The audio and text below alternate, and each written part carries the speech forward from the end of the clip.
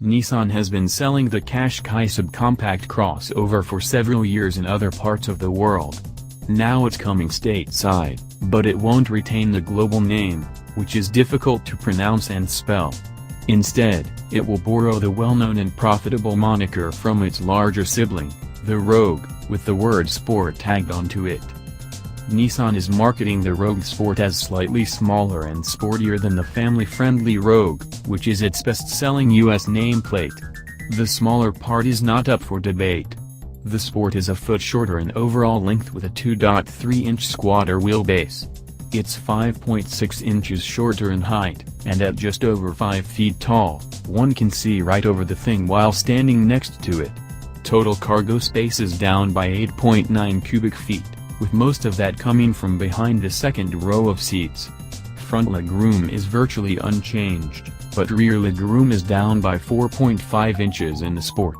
It's marketed toward younger, more urban buyers compared to the Rogue, generally, people with no children who are looking for just enough space, Nissan says.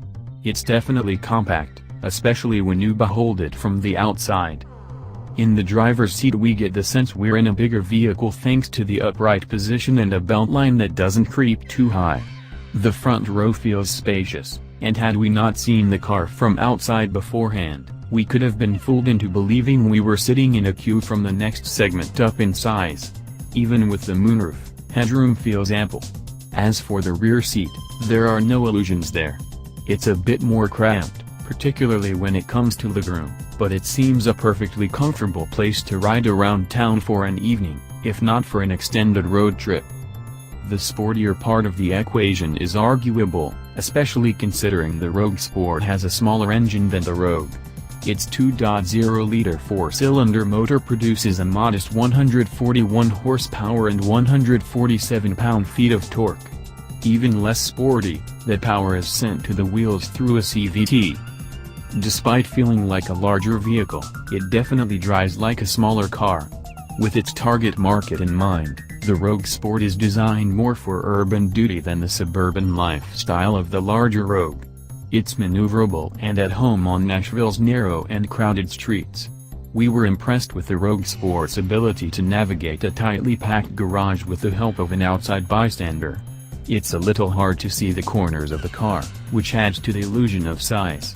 To make the most of its tight packaging in a confined space, the around-view monitor camera system is available. It's standard in the SL, making helpful bystanders obsolete.